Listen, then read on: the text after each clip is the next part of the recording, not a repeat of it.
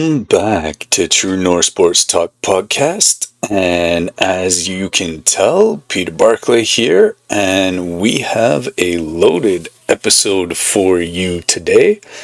As always, to my left, we are getting ready for Blue Jays baseball at 2 o'clock. And yeah, so we aren't actually talking baseball today. We are talking a different Toronto team that has made some news in the past week or so. If you follow Toronto sports at all, you know possibly exactly what I'm talking about, as we are talking about the Toronto Maple Leafs. And this has been a pretty crazy week in the history of the franchise. And it's been a while since we've had a week like this. Brad Treliving, the general manager, fired, done, gone. There's only 8 games left in the regular season. On the same night that they played that game. And he wasn't just fired mid-season, announced before the game against the Ducks. With President and CEO of Maple Leaf Sports and Entertainment, Keith Pelley, standing at the podium the next day essentially telling the hockey world that we got it wrong and we need to start over. In a city that lives and breathes the Toronto Maple Leafs and breathes hockey, that's a bit of a 5-alarm fire for this fan base. So today we are going to go deep into this one here, and we are going to try and break things down as best we can, try and figure out who might be the next general manager of the Toronto Maple Leafs. And we're just going to talk about whether even Keith Pelley should be in charge of this thing. Because ever since he returned, taking over for Lewicki, all of Toronto's franchises, and I mean the Raptors are kind of bouncing back a little bit, but ever since Keith Pelley returned, the Toronto sporting landscape has returned to mediocrity. I don't know how else to say it, really. And apparently he has a plan going forward. Apparently that includes a consulting firm, which is code for I don't know what the heck I'm doing, which breeds the suggestion that I made a minute ago. Why is this guy even in charge of these teams? So if they're going to have a consulting firm, which has all consulting firms have a abysmal track record of deciding on who GMs in the league should be, hopefully what we will give you will be 5 real legitimate candidates. And in reading over my research, I actually might like one of the honorable mentions far better than some of the actual candidates, just simply because Keith Pelley has kind of made it known that he wants a bean counter, a stats and numbers kind of GM. And I don't know that that's the right thing for a GM to be. Sure, analytics help the game when used correctly, but there's a gut feel, intuition that good GMs have. And you can't tell that from a guy who sits there and feeds you numbers from a computer. It just doesn't work that way. And again, yes, they have their place in a game, the analytics do. But this isn't the place where they need to be the be-all and end-all. So we're going to try and give you some candidates here. We're going to talk about Craig Berube's future, because he was kind of the Treliving guy, meant to rattle the cage and bring some toughness to the team. Well, he might have brought it behind the bench, but you can't force the guys on the ice to be tougher. William Nylander isn't tough. John Tavares isn't tough. Austin Matthews has become a lazy superstar. I don't say that lightly, but the difference we saw in Austin Matthews during the Olympics to what we see on a game in and game out basis, even in the Stanley Cup playoffs, tells us that this is a lazy superstar. He's gone for the season with knee surgery, so the question will be, what is he going to be when he comes back? And so there's a very real question here as to whether this team retools or rebuilds. So we have so much to cover. So maybe grab yourself a coffee. I got my beverage. Whatever choice you make, cool. So strap in. Again, this is True North Sports Talk Podcast. And where do we start on all of this? Well, how do we get here? Let's talk about what Brad Treliving's tenure looked like as GM of the Toronto Maple Leafs. We're going to start at the beginning. Some of the newer fans might need a little context. Brad Treliving was hired by Brendan Shanahan in May, or at the very last day of May, in 2023. He was set to replace Kyle Dubas, and at the time it was like, you can't do much worse than Kyle Dubas. He did marginally better the first year, and then it's just been status quo. He came from Calgary. He was there a long time. He had been with the Flames for 9 years. He had a reputation as a solid, old-school hockey guy. And that's a good thing. We needed that here. And from the GM side of things, he had a very quiet tenure. Like, he wasn't always in the news. He wasn't always making comments that were getting him in trouble. He was very just get the job done. And Toronto needed that for a time. He has been known as a bit of a snot and grit type of guy. And as some in the media have always called his approach. He took over a team that appeared to have all the talent in the world and just felt like it was like one piece away from, maybe a couple of pieces away from getting over that Florida hump and advancing potentially to a Stanley Cup. In his first 2 seasons, wasn't all bad. Year 1, they got bumped in the first round by Boston, which was kind of the status quo. Not great, but not terrible. Year 2, 24-25, the Leafs actually won the Atlantic Division with 108 points. They beat the Ottawa Senators and finally got out of the first round and went to Game 7 with the eventual Stanley Cup winners. And that was the furthest that the Matthews era Leafs had ever gone. Mitch Marner was still there. And again, like we mentioned, Florida went on to win the Cup. So it really felt like progress had been made.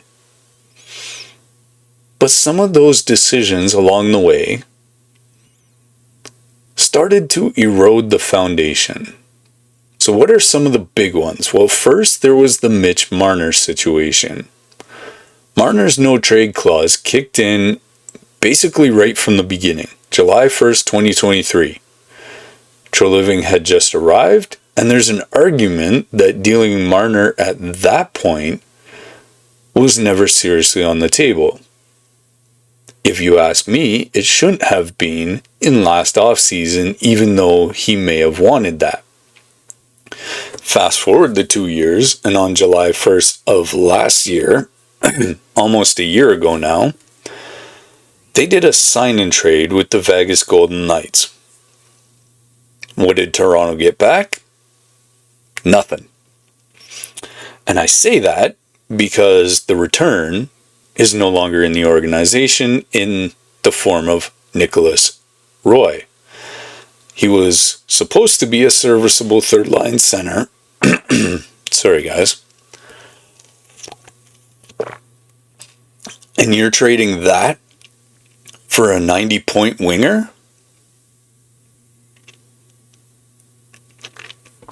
The hockey world, myself included, was pretty stunned at how little Treliving got back. And that hole that Marner left, till this moment, has not been filled. They brought in Dakota Joshua from Vancouver, Matthias Maccelli from Utah. They had Nicholas Waugh. None of those players could replace what Marner gave to this team. I don't think anyone realized how important Mitchell Marner was to the Toronto Maple Leafs and what he gave them night in and night out. And that was 120 feet the ice? He played from end to end. He played good defense. He had been on the penalty kill in recent years, as well as the power play. He was the guy feeding Austin Matthews' scoring frenzy. And you can tell that that was the case based on the fact that Matthews has just looked lost this year without him. It showed immediately from the beginning of this season. I mean, if you were watching the first month or two, it was just abundantly clear the role, the place that he had, the effect, the meaning that he had to this team.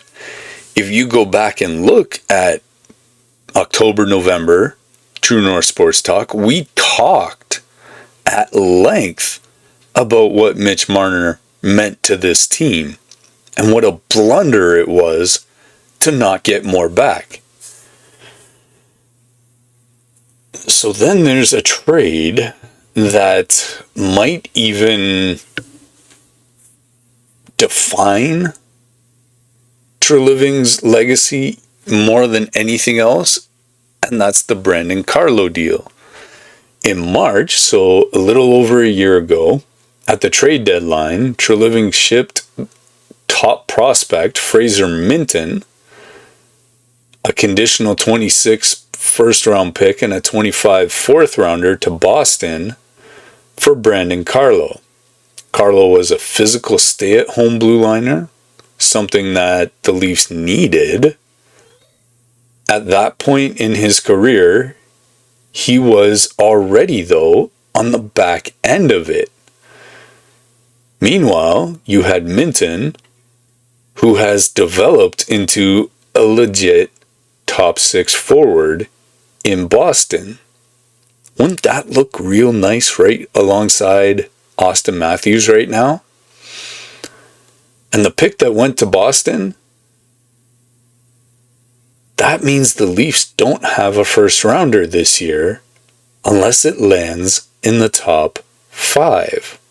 You have to imagine that's why they're tanking right now, is to try and keep that pick as well as maybe get if the league accepts their bribes, the first overall pick. So right now it's projected to go anywhere from 5th to 10th overall. And so they potentially gave away a top 10 pick and a top 6 forward for a player who has never really been noticed in Toronto. That's a Phil Kessel type fleecing from the same team in the Boston Bruins. I don't know what it is. I think Keith Pelley, if he's going to still be around, needs to make a rule with the next GM. You are not allowed to trade with the Boston Bruins because they steal our lunch and our lunch money every single time. And then came this year's trade deadline, and perhaps the final nail in the coffin, because a lot of us are sitting here scratching our head at the fact that if they were going to fire Treliving, what was he doing overseeing the trade deadline? Bobby McMahon, who had 19 goals this season, was traded to Seattle for a 4th round pick this year and a conditional 2nd next year.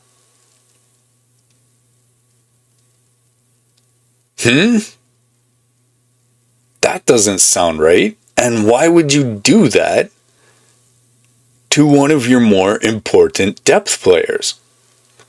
Considering what power forwards were fetching at the deadline, that's really, really, really far below market value. Scott Laughton, who had been acquired for a conditional 1st, was dealt to Los Angeles for a conditional 3rd, and it wasn't even a guaranteed 2nd. The fan base, rightfully so, and I remember this at the time, was like, what the heck? This doesn't make any sense. And if you sprinkle all these things in throughout his tenure, there were smaller questionable decisions, like re-signing David Kampf, who ended up being disgruntled, to a 4-year deal, and his production just fell off a cliff. You buried homegrown prospects like William Villeneuve and Minton in the minors. And what did you get for it? Veterans that didn't add up to what you needed. The Henry Thrun acquisition, the Matthias Michelli trade, it was just salt building a pile. When the pile got too big, it finally broke. So then the worst moment, the moment many believe broke the season, was March 12th. Obviously, that was a difficult time. Austin Matthews, the franchise player, the guy who had just won the gold medal with Team USA in Milan, even though it was more the rest of the team that won it than him, he took a knee-on-knee hit from Radko Gudas. Grade 3 MCL tear, and his season was over. Gudas got 5 games, and on the ice, not a single player did anything about it. Morgan Riley apologized after. I don't know why you'd expect him to do anything. He's too nice. But this is the lack of toughness and grit that this team has right now. So the whole thing was just demoralizing. And it crystallized what a lot of people already felt, and that was this team had truly lost its identity. It had zero toughness, and it just really was not competitive anymore. Matthews finishes this season with 27 goals, which isn't horrible. It's nothing to sneeze at. but it is by his standards and the standards that were set with him and Marner together. And he only played and did that in 60 games. So the first time in his career, he averaged less than a point per game, which is saying a lot.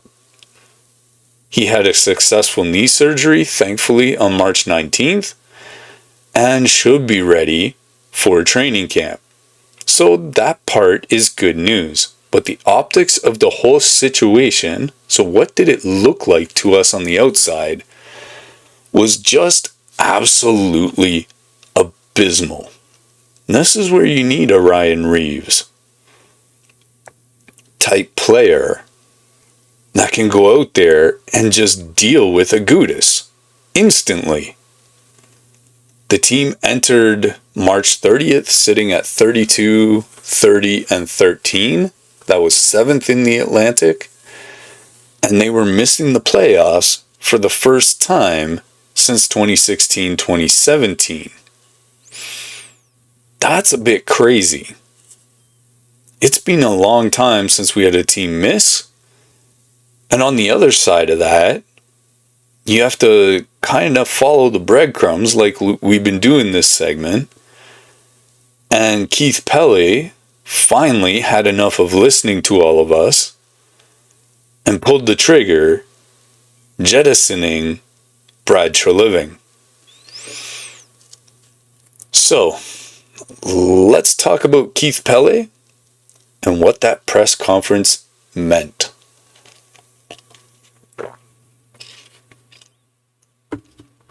So, March 31st. This was fascinating.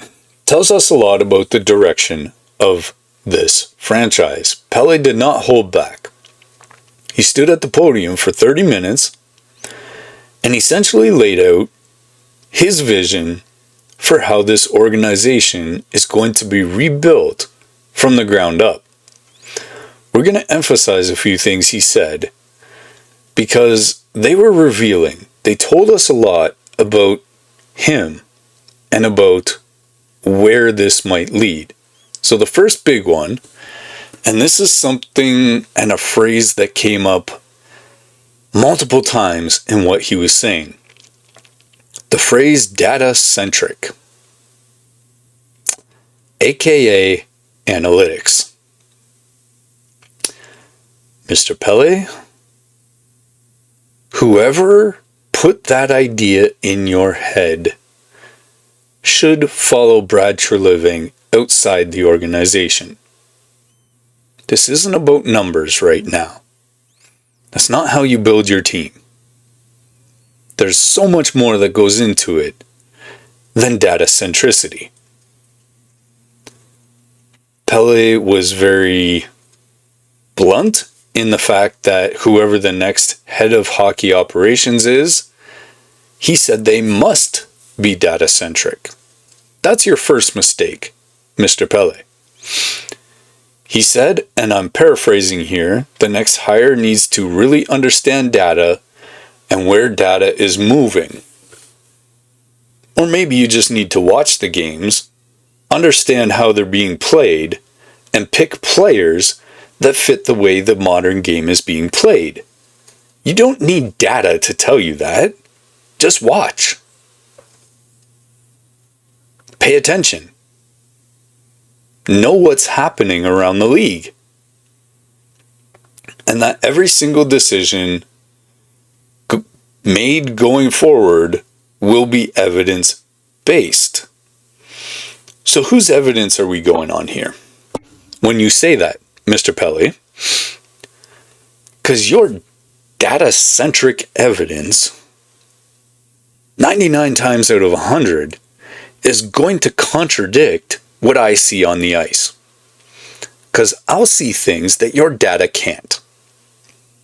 I'll see the heart of a player on the ice that your data cannot quantify. I will see the attitude and the type of teammate that he is behind the scenes that your data cannot quantify. There is so much more that goes into putting a team together, because if the Blue Jays of last year are any indication, Your data points don't mean jack unless you have a team that is as tightly knit and each other oriented, that's pulling for the guy beside them as much as last year's Blue Jays were. Those guys went to war for each other. I don't see that on this team. And your data points can't pick out the guys who are like that in their mentality and the heart that they play with. Your data can't tell me that. It really can't. So your data-centric stuff just doesn't add up. He specifically cited Eric Tulsky of the Carolina Hurricanes as a model.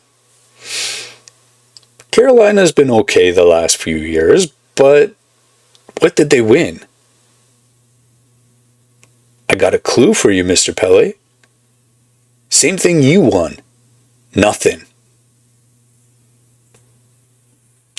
Tulsky is a data scientist by background, which is scary, who has become one of the most respected GMs in the league. I question that. The Canes are a model franchise right now. I doubt that. They haven't won anything. Florida being the key here. Analytically driven, a strong prospect pipeline, so they say. I don't see that on the ice. Excellent at building from within. Keith, I think you're off track here. Pelley essentially said, that is what I want to build in Toronto. Again, I think you're going down the wrong track here. He also referenced the rebuild of Toronto FC, the soccer club, as a template. Again, that hasn't worked out very well, Mr. Pelley. The Toronto FC are not what they were under Mr. Lewicki. So, you say you oversaw that overhaul, and maybe you did, but it hasn't worked yet. They haven't won anything. And you used a data-driven approach, but it hasn't worked. So why are we practicing insanity, which is doing the same thing over and over again, expecting different results, with the Maple Leafs? It's clear it doesn't work, so if you're citing that as your reference, you're out to lunch, sir. And if you want to bring that same philosophy to the Leafs, that's not going to work. Now, one of the most important things that Pelley said was about the structure of the new front office. He is keeping all options open. So we might actually see two hires here. We might go back to what we saw with Brendan Shanahan as a president of hockey ops, and you might see them work with a general manager. So it could be one person doing both, or it could be two people, one in each position. He hasn't decided that yet. He said he doesn't want to get boxed in before the right candidates or candidate reveals themselves. Well, let me suggest something to you, sir. Using a consulting firm puts you in a box. You might want to be careful before you do that. He also made it very clear that budget's not a concern. So we already know that the Leafs spend more on hockey operations than any other team in the NHL. He said, and this is direct quote territory here, the team is blessed with the best resources in hockey. Sure doesn't play out on the ice, but that money isn't going to be the reason that they miss out on a candidate. If you miss out on one, sir, I believe you are going to be the issue for that candidate. On the timeline, Pelley wants the new hire in place by the middle of May, hoping to get it there before the NHL Combine, which runs May 31st to June 6th. And if that doesn't happen, then you definitely want it in place before the draft. So we're looking at 6 to 8 weeks for the search. And now the elephant in the room, this consulting firm thing. This is something that TSN's Pierre LeBrun broke on Insider Trading this week. And Pelley has not yet formally hired a search firm as of today. But LeBrun reported that MLSE hopes to have one in place probably by the end of when I record this. So once the search firm is retained, Pelley's expected to hand over a list of 8 to 10 names for them to begin vetting. The search is being treated like a CEO hire in a major corporation. That is not how you pick a general manager. But they are being structured, methodical, and evidence-based. LeBrun also said that Pelley hasn't been sitting on his hands in the meantime. He's already having informal discussions with people around the league, building that short list in his head. According to NHL.com, there's about 7 candidates so far that had reached out proactively to MLSE within hours of the Treliving announcement. And that it's the Maple Leafs, the second most storied franchise in all of the NHL. Of course, there's going to be interest in this job. And there should be. Despite this season, the Maple Leafs do have a lot to work with. You still have Matthews, you still have Nylander. John Tavares is there. So you're not completely rebuilding from scratch. It is a bit of a retool. And Pelley made that clear. And he said, rebuilding is for franchises that have nothing. So there's an element of truth to that. But there are foundational pieces that need to be built around. They have a generational player in Austin Matthews. And the goal is to get the right people around them. One thing Pelley said that maybe got a bit lost in the noise is he said the team needs more draft picks and more prospects, and he acknowledged that the cupboard is pretty thin. They don't have a first or a second this year, unless they get as high as 5th worst. Their 27 goes to Philadelphia unless it's a top 10, and whoever comes in has to be pretty creative and aggressive in working out some future assets. So, let's look at probably what will be the top 5 candidates, at least as of today. Now the list is fluid, it's changing all the time. We're going to cite Elliot Friedman, Pierre LeBrun, Darren Dreger. These are guys in the know, and so they're competent sources. We want to be clear, these are all names that have been reported on by those 3 guys. They are names that fit the profile that Pelley outlined, and they're not just guesses. They're names that the hockey world is actually discussing these days. So, first candidate, and this is one of the first names I heard after the firing. Doug Armstrong. He's been the GM of the St. Louis Blues for about 16 years now.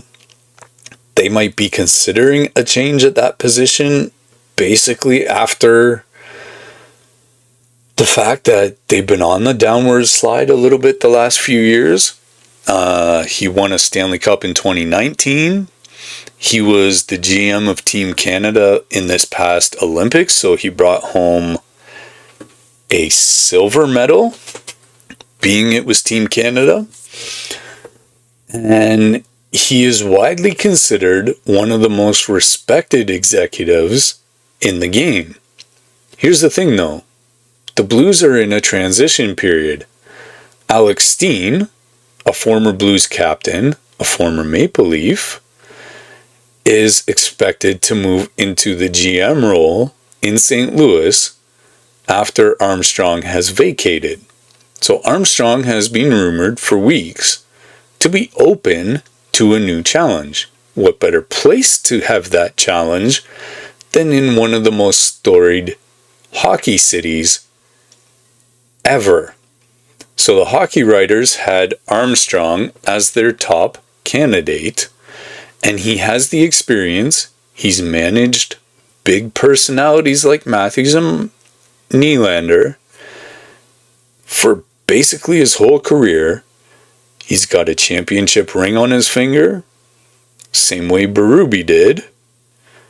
And if Pelley wants someone who commands instant respect in the dressing room full of big names, Doug Armstrong's your guy. Now, if I'm not wrong, he's got the same ring that Berube does, because I think Berube was his coach in St. Louis when they won the Cup. And so that might be the only way Berube keeps his job. Who knows? The only question is whether Armstrong's old school pedigree will fit with Pelley and his described data-centric search. He's not a Tulsi type analytics guru. But if the structure is Armstrong as president of hockey ops, setting the culture, managing the big contracts, holding everyone accountable, then you could have a younger, more analytics-driven general manager to work underneath him. That could actually work out as the best combination for the Leafs. You have that hockey eye, that guy that can feel out the heart of a player, to work alongside of a data-centric, analytics-driven mind. And when you combine those two things, you might actually get what you're looking for. So, if that's a model that makes a lot of sense, which it does from the outside looking in, an experienced hand at the top, a forward-thinking data mind for the day-to-day work, then don't sleep on Doug Armstrong. Our second candidate, Sonny Mehta. Now this is a different one. Sonny Mehta does not have a traditional hockey background. He was a professional poker player. That's interesting. He was a data scientist, and he built the New Jersey Devils' first full-time analytics department. Can't say that worked out real well, as New Jersey's been floundering for years since the departure of Martin Brodeur. And for the last several years, he has been the assistant GM and head of analytics for the Florida Panthers, which tells you a whole different story than the New Jersey Devils. That would make him a 2-time Stanley Cup champion. And he was literally in the room where it happened when Florida beat the Leafs in the second round last spring. Mehta's name has been everywhere this week. Darren Dreger specifically cited him as a candidate who would perfectly fit what Keith Pelley is looking for. Think about it. Pelley says he wants evidence-based, data-centric decision-making, while Sonny Mehta has helped build one of the most analytically sophisticated franchise in the sport. The irony of hiring one of the architects of Florida's dynasty to fix Toronto is almost poetic. And at the same time now, you would have him, perhaps, paired with Doug Armstrong, and that could be your white knight or your secret weapon or your superpower, whatever you might want to call that. He would need experienced hockey voices around him, so again, that would be the Doug Armstrong. He needs a strong scouting staff, a veteran advisor, or a POHO. But if Pelley truly wants to transform this franchise the way he says he does, Mehta is arguably the most interesting candidate in the entire field. Inside the Rink had him as a top candidate this week. Hockey Patrol called it a potential massive coup for the organization. He's a bit of a dark horse in terms of name recognition, being outside of the hardcore hockey circles. But in the hockey ops world, being a Florida Panthers guy, Sonny Mehta is very well known as a name. So keep your eyes on this one. This could be the one they go for. Number 3, and I hope I get this name right, John Chayka. Now this is going to be potentially controversial. We know that. But hear me out here. Because this name is very real right now. John Chayka became the youngest GM in NHL history when the Arizona Coyotes, now the Utah Mammoth, gave him the job at 26 years old back in 2016. So that puts him at just 36 years old as of now. He built his entire reputation on analytics.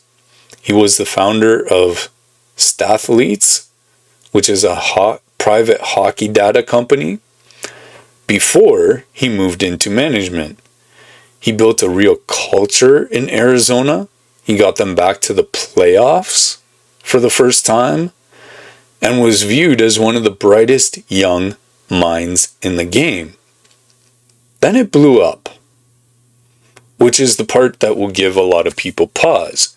He left the Coyotes in 2020, was suspended by the league through 2021 for conduct detrimental to the game, and he had been pursuing other opportunities while still under contract and was involved in an illegal pre-draft combine that cost Arizona some draft picks. It was messy, and a lot of fans have not forgotten. But Elliotte Friedman, on his 32 Thoughts podcast this past week, confirmed that the Maple Leafs have already spoken to him. Already. This wasn't speculation. Friedman reported that they'd talked. Now, I've been watching that guy since he first started back on CBC. He doesn't blow smoke. He tells you exactly what he hears, what people have told him, and he doesn't sugarcoat it. So if you believe in redemption arcs in sports, Chayka is the type of candidate that Pelley might be drawn to. He's young, data-driven, high upside. He has previous GM experience. And if he's paired with, say, Doug Armstrong as a president of hockey ops, then perhaps that becomes more tolerable and manageable for a fan base. And look, I'm not running out there saying hire this guy. He's probably, I didn't even think of him before I started researching this. But we're saying that his name legitimately is in this conversation right now, according to one of the most respected insiders in the business. So, based on that, we had to talk about him. Candidate number 4. And this is probably the most intriguing candidate out of all. Probably the one I like the most personally. of the ones I researched. Hold on to your hat, but candidate number 4 is none other than Hayley Wickenheiser. Yes, you heard that right. The Hayley Wickenheiser. Arguably the greatest female hockey player in the history of the sport. Why do I say that? 4-time Olympic gold medalist, Team Canada legend, but she's also played in Europe against men at the professional level. She has been an assistant GM since 2022. She's worked in player development. She's a practicing physician in the Toronto area. And again, Elliotte Friedman, one of the best at getting this type of information, reported that Pelley thinks very highly of her, and that Pelley had met with Wickenheiser internally during the early stages of this search. Now, this isn't just a token. Hey, we'll throw a woman's name in there. If you were to ever pick a woman for a GM role, this is one of the ones that you would come up with without much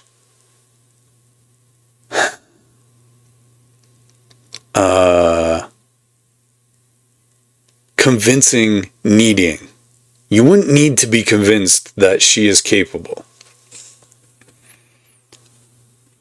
Now, it will be interesting to see what she has learned over the last few years, 4 years to be exact.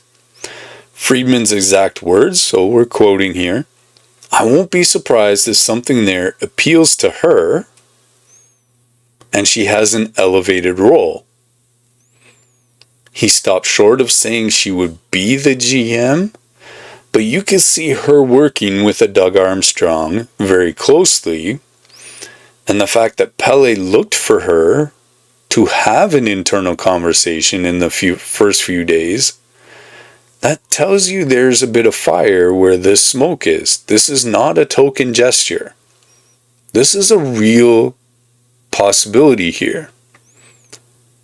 Think about what she brings to the table as a GM. She works in player development. That's one of the most important things already. She was a captain, which means she has leadership.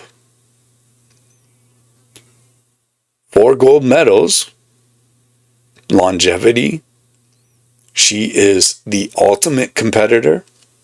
She understands player development deeply, just from being with Team Canada, from being in the organization with the Leafs. She's already inside the organization. She understands what the culture is now and how it may need to be fixed. And between her and, say, Doug Armstrong, they can figure out what this team needs from a personality perspective to make it better and tougher and harder to play against. And if that's the structure that ends up being a president of hockey ops from the outside paired with an internal GM candidate, all of a sudden Hayley Wickenheiser is a real legitimate and interesting possibility. We want to be clear. She would be the first female GM in NHL history. That's historic. But based on what Friedman's reporting,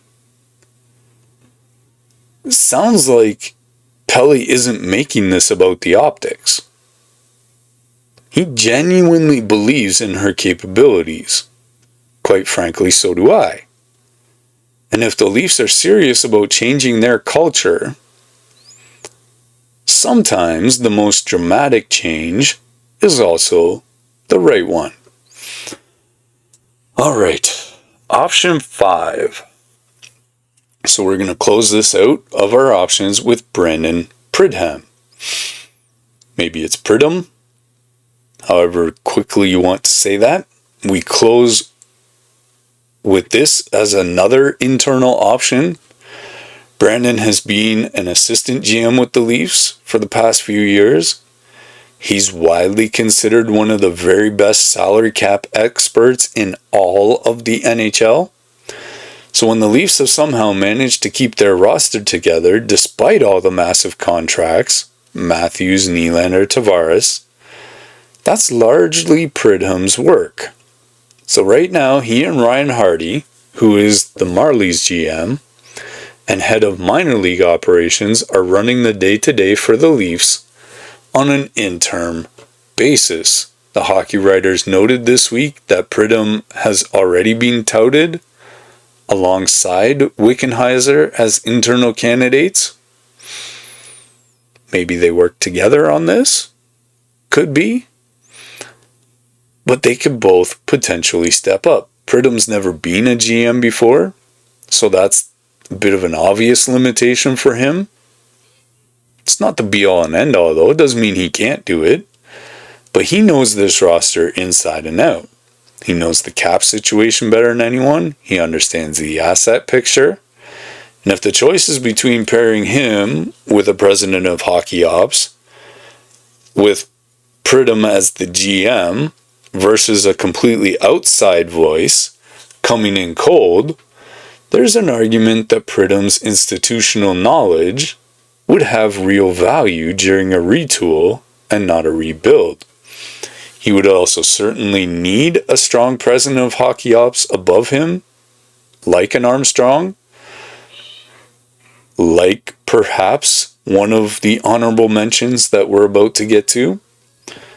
So to give the higher credibility with the fans, but don't dismiss him. He's in that building for years now, and he is very well respected around the league. So some quick honorable mentions, and some of these guys could fit the role of hockey ops alongside those 5 names. Now Mike Gillis, who led the Vancouver Canucks to back-to-back President's trophies in the Sedin twin era. You have Kevin Adams with the Buffalo Sabres. He's a data-driven guy. He's done a okay job at building that team back up. You have Dean Lombardi, who's been a long-time executive.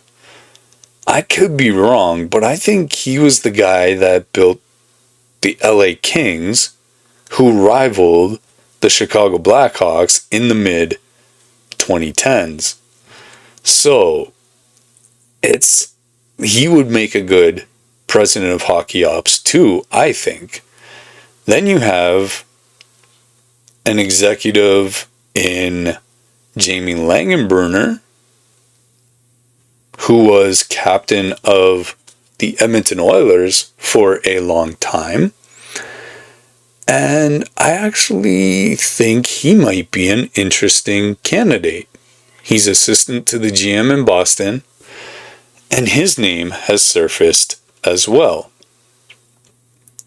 Now we get to the question, what happens to Craig Berube?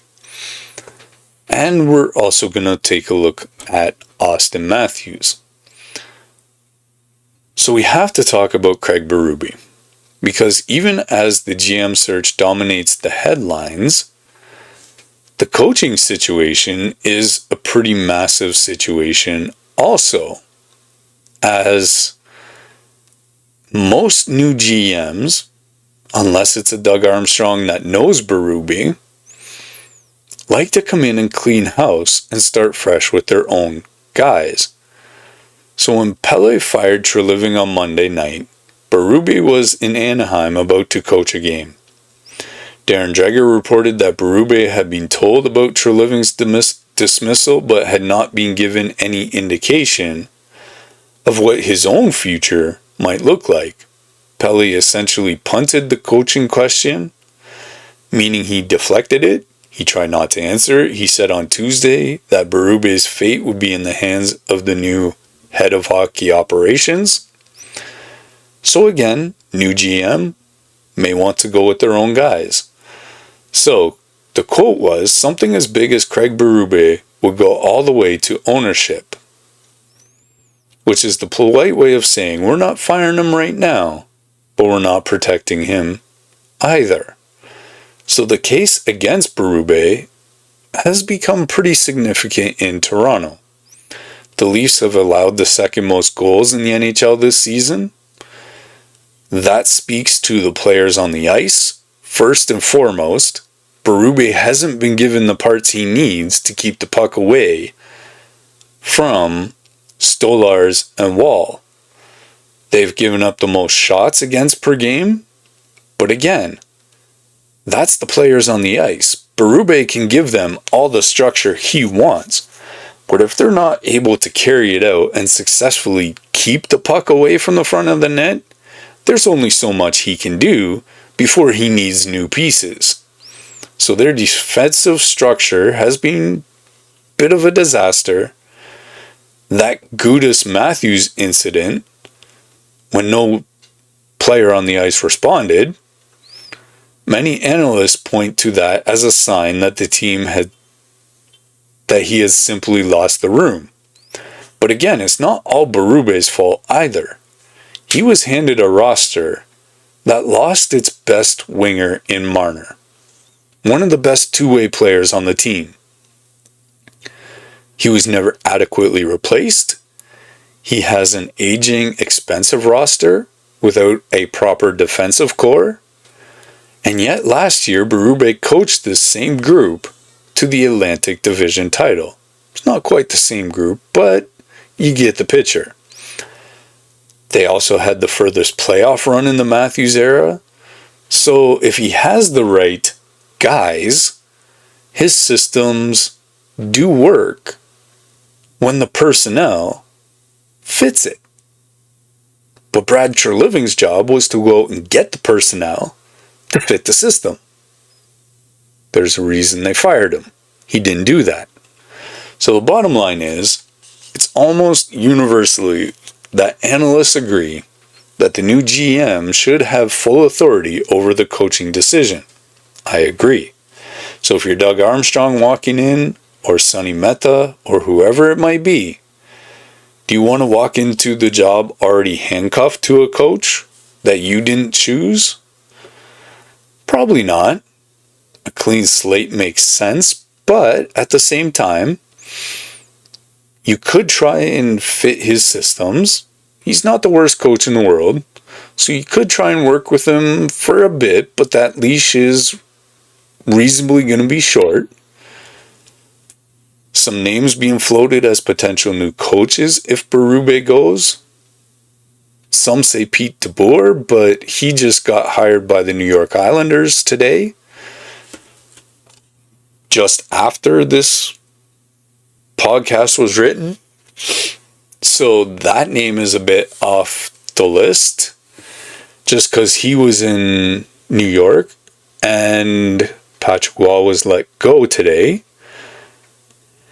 You got Bruce Cassidy, who was fired by Vegas in favor of John Tortorella. Cassidy's won a Stanley Cup there in 2023. He's high profile, proven winner. He could immediately give credibility behind the bench, but again, he still needs the parts to make it work. His name's already started appearing in the conversation, and so we'll see how that turns out. Now we turn to Matthews, because ultimately everything about the direction of this franchise hinges on him. We know he had surgery on the 19th for an MCL tear. He's expected back in 12 weeks, which puts him on track for mid to late June, right around the start of the off-season workouts. The medical team is reportedly cautiously optimistic about his recovery, and the timing lines up reasonably well for training camp. There's a larger question here that the Hockey News raised this week. What does Matthews want? His current contract runs out at the end of the 27-28 season. After that, he'll be a free agent. He's 28 years old.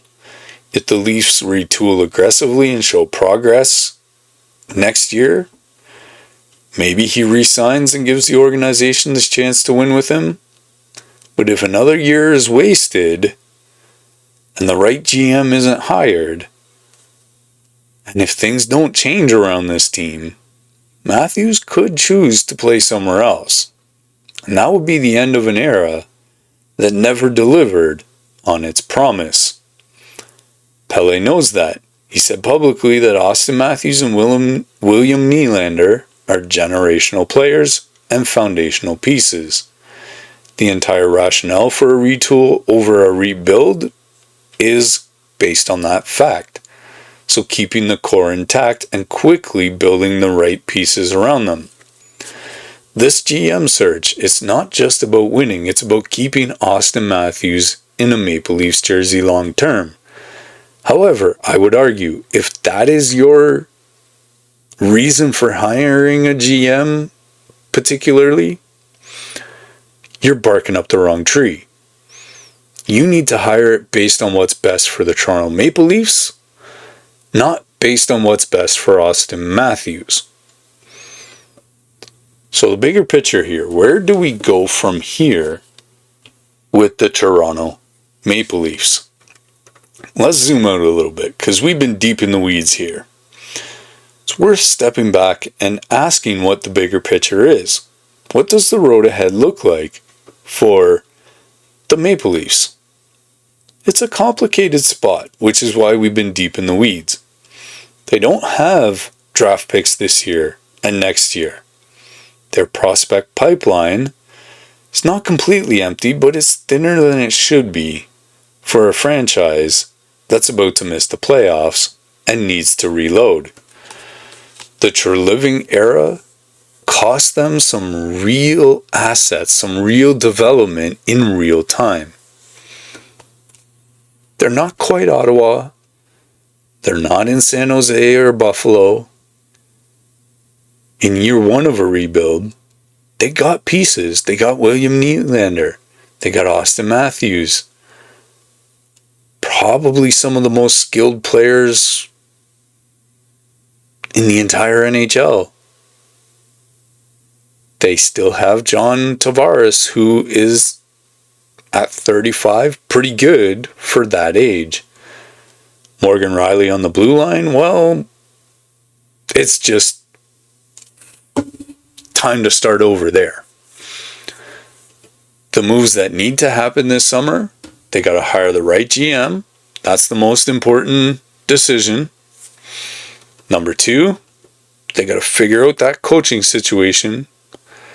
And number 3, they got to start acquiring assets. The new GM has to find a way to add picks through trades. Maybe you got to move some of the veteran contracts, find creative packages. And number 4, you have to develop the prospects you have. Guys like William Villeneuve, who right now is playing NHL games after being buried in the AHL all year. They need real opportunities. The Treliving era of preferring his guys over homegrown talent, that's over now. So, number 5, this might be the hardest one. Build a culture, the way the Blue Jays have. Not a talk about culture. You have to actually build it. Pelley mentioned culture repeatedly in his press conference. He mentioned alignment, accountability, structure. Those are foundational things that make a franchise operate like a championship organization rather than a collection of expensive toys, which is kind of what they're doing right now. The Maple Leafs are 0-6 in Game 7s in franchise history dating back to 2017. They're 2-14 with a chance to eliminate an opponent.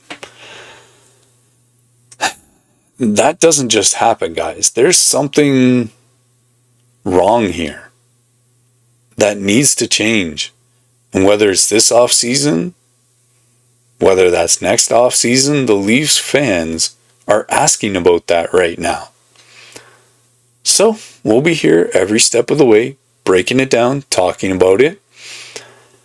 Don't worry. So, this is going to be it for today's episode of True North Sports Talk Podcast. We've covered everything you need to know about the GM search. We've talked about Brad Treliving, Keith Pelley, that press conference. We've talked some candidates that could fill in: Doug Armstrong, Sonny Mehta, John Chayka, Hayley Wickenheiser, Brandon Pridham, Dean Lombardi, and you have Craig Berube's coaching situation. And yeah, we just basically covered everything we could. So this story's going to keep moving. Check out our 3-minute drill every night to see we'll be on top of this as the season goes on. The GM search is going to produce names that we may not have thought of yet. Maybe there's guys that get let go at the end of the season that will be available. As we know with Toronto media, there will be drama, there will be twists, and we'll be right there breaking it down. So hopefully you enjoyed this episode. Use hashtag True North Sports Talk. Let us know what you think, who you think the Leafs GM will be come July 1st. As always, guys, we need you to subscribe to the channel so that we can continue bringing you episodes like this one. Drop your takes in the comments, as we said. We want to know, who do you want to be running this team? So that's it for now. That's True North Sports Talk Podcast. Stay loud, stay passionate. As always, see you next time.